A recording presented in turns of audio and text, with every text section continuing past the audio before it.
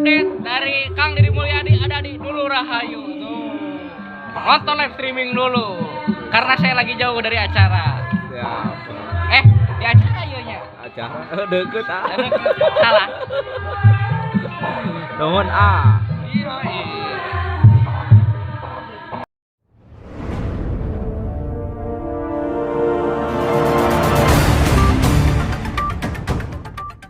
Kang Deddy Mulyadi adalah pemimpin dengan talenta dan kecerdasan yang lengkap. Selain kemampuan public speaking yang baik, Kang Deddy Mulyadi juga mampu menulis dengan indah dan penuh makna. Baru-baru ini Kang Deddy Mulyadi meluncurkan 2 lagu baru hasil perenungan mendalam.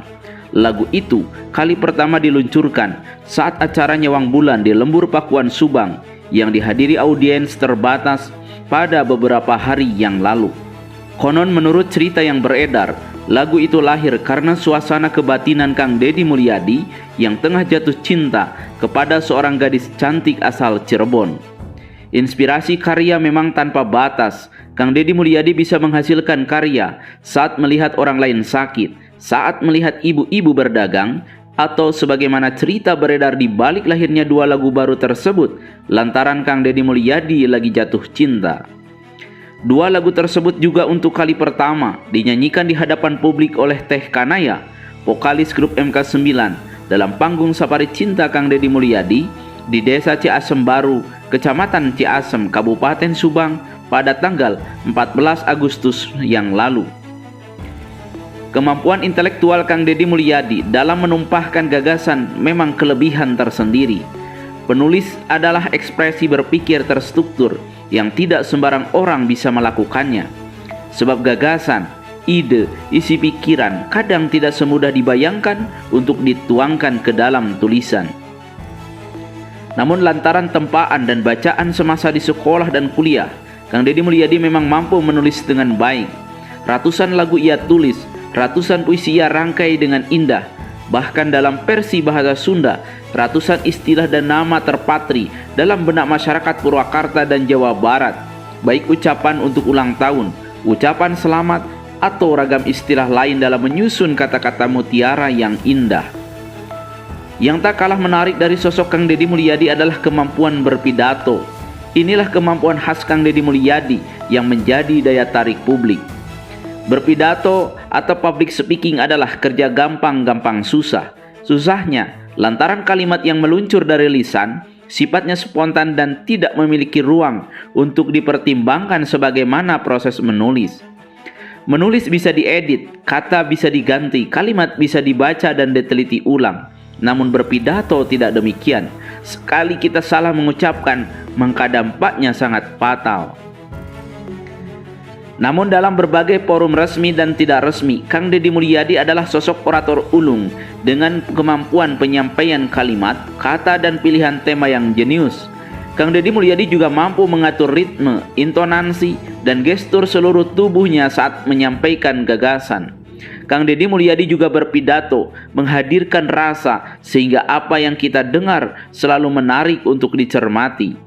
Dalam panggung internasional, Kang Deddy Mulyadi pernah berpidato dengan pasi dan apik di markas PBB. Ia juga menggunakan salam sampurasun sebagai salam khas orang Sunda. Dan sejak saat itulah, sampurasun selalu dipergunakan dalam ragam acara di berbagai kota atau kabupaten di Jawa Barat. Kemudian dalam acara-acara formal dan non-formal, Kang Deddy Mulyadi selalu berpidato tanpa teks. Ia dengan lugas membahas ragam tema, baik dalam bahasa Sunda maupun dalam bahasa Indonesia.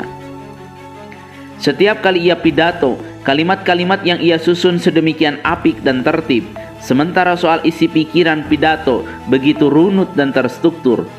Kang Deddy Mulyadi begitu piawai menyampaikan narasi dengan penuh penghayatan dan intonasi yang baik. Dengan begitu, saat Kang Deddy Mulyadi pidato, pendengar banyak yang terkesima. Mereka tertib dan khidmat mendengarkan Kang Deddy Mulyadi bercerita, mengungkit realitas, menghadirkan solusi, atau sesekali memotret fenomena yang kadang membuat pendengar terharu bahkan terbawa suasana. Tidak sedikit pendengar yang berdecak kagum, tertawa terbahak-bahak, namun di lain kesempatan terbawa arus sedih atau bahkan menangis saat mendengar pidato Kang Deddy Mulyadi. Namun di lain kesempatan, kita mendapati bagaimana Kang Deddy Mulyadi berpidato berapi-api, penuh semangat heroik dan menggelegar. Pilihan irama dan intonasinya membuat pendengar terkesima dan bergetar. Pidato itu diantaranya saat Kang Deddy Mulyadi hadir dalam kapasitas sebagai Ketua DPD Golkar Provinsi Jawa Barat. Di hadapan ratusan kader, Kang Deddy Mulyadi berpidato dengan lantang soal bagaimana seharusnya aktivis partai terjun ke masyarakat, melakukan pendekatan-pendekatan humanis, dan berinteraksi dengan rakyat tanpa jarak dan sekat. Kemudian pidato heroik lainnya saat Kang Deddy Mulyadi menyampaikan sambutan di peringatan 17 Agustus 2017 saat beliau masih menjabat sebagai Bupati Purwakarta untuk periode yang kedua. Bismillahirrahmanirrahim. Assalamualaikum warahmatullahi wabarakatuh. Sampurasun. Saya Deddy Mulyadi sejak usia 27 tahun sudah menjadi anggota parlemen di daerah. My name is Deddy Mulyadi, and since he was a teenager, he was starting to work as a public servant. Baju yang saya gunakan adalah bajunya orang Sunda, provinsi dengan penduduk terbesar sebanyak 40 juta jiwa di Indonesia yang sangat menentukan demokrasi di Indonesia. I'm wearing a Sundanese attire today, and Sundanese people, there are 40 million Sundanese people in Indonesia, and it highly contributes to the democracy in Indonesia. Demokrasi di Indonesia dengan sistem pemilihan langsung berkembang sejak tahun 30-an, dari mulai desa, kabupaten, provinsi, dan negara yang dipimpin oleh seorang presiden. Indonesia's democracy grew since 1930. It grew from the village and the whole nations of Indonesia. Desa memelopori demokrasi secara langsung sejak 30, sedangkan untuk presiden dimulai setelah reformasi. Indonesian's village started democracy in 1930, and the whole nation started the democracy in Reformation's era. Kepemimpinan menurut saya memiliki dua dimensi. Yang pertama adalah dimensi budaya, yang kedua adalah dimensi universal. There are two dimensions of leadership. First is the dimensions of the Lokal. local, and then And second, universal. and universal. Lokal dipengaruhi oleh 4 hal. Yang pertama tanah, kedua air, ketiga udara, dan yang keempat matahari, membentuk karakter yang berbeda-beda antar daerah, antar bangsa dalam pergaulan internasional. There are 4 elements in local. First is wind, earth, sun, and it builds the spirit of the whole country. Universal adalah nilai-nilai demokrasi, keadilan, kemanusiaan, kedaulatan, dan persamaan manusia. Second one, reforms from the democracy, and then the passions of the country of Indonesia to build the whole nations as a democracy of one of the democracy country in the world. Kepemimpinan muda dalam perspektif saya adalah kepemimpinan yang meletakkan dasar pada basic kebudayaannya. Young leadership is strictly correlated with the culture. Seluruh kebudayaan itu akan melahirkan nilai ekonomi. Those culture gonna reborn the economic system, Politik politics, dalam pergaulan hubungan antar bangsa. in the global. Pada saat ini, In the current conditions, di daerah-daerah di Indonesia, in those remote area in Indonesia, ada sebuah persepsi tentang perubahan, there are a perceptions of change, kemajuan ekonomi, robust propensity teknologi of economics, komunikasi, in technology, tetapi mengarah pada konsumerisme masyarakat. but it directs to the consumerism of Indonesians. Sehingga basic tradisional, So the basic of the tradition of Indonesians, pertanian, farm peternakan, and farm, perikanan, fishing, kelautan, sea, kehutanan, jungle, yang itu merupakan basic traditional culture pedesaan, those are the culture of our nation, banyak ditinggalkan oleh anak-anak muda. and it has been forgotten by the Indonesian youth. Saya pada saat ini Now, berupaya untuk mendorong anak-anak muda kembali pada basic tradisional I want to support the Indonesian youth to go dengan back to its dengan roots, membuat kebijakan pendidikan berkarakter, to create the law and regulation, menyiapkan calon pemimpin masa depan prepare the future leaders yang memahami kebudayaannya, that understand their culture, melahirkan pertumbuhan ekonomi pedesaannya, born the economic system, better economic memahami system in the village, teknologi yang berkembang pada saat ini understanding the current technology, sebagai upaya membangun daya saing pedesaan. so we can compete in the world.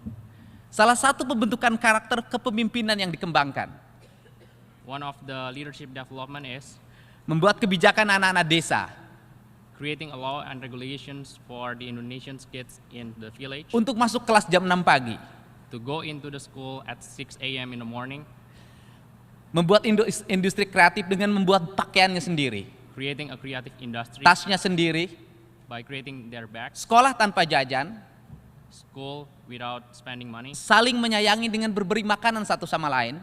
show love and respect. Kemudian mereka belajar demokrasi di setiap kelasnya, Therefore, they can study democracy memilih in pemimpin di each setiap class, kelas secara langsung, choose their leader in the class. sehingga ke depan So in future, akan lahir anak-anak muda there are youth leaders that gonna be yang born. memiliki kepemimpinan visi global, So they have a global visions, tetapi mereka memiliki basic but they still have the basic ekonomi, economics, culture, culture, dan pedesaan yang kuat, and the village culture that is strong enough, sehingga mereka akan menjadi pelopor hubungan antar bangsa, so they can initiate the connections to the global, membangun hubungan antara negara maju dengan negara berkembang, build the well-developed country and the developing country dengan saling menawarkan produk.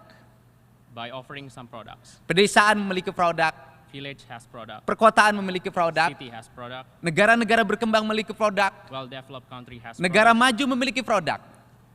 developing countries has product.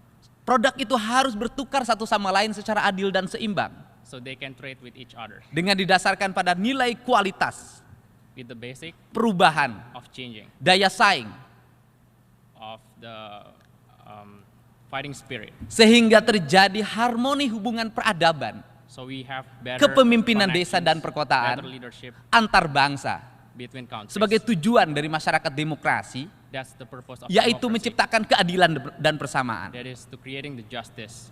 Prinsip-prinsip inilah This principle yang sekarang terus didorong that's been supported, agar anak-anak muda so the young generation berdemokrasi, can show the democracy, mengembangkan teknologi informasi, can improve the technology, mengembangkan teknologi ekonomi. can improve the economic technology. Mereka mampu Therefore, meningkatkan harkat dan martabat they can improve di lingkungan masyarakatnya, pedesaannya masing-masing.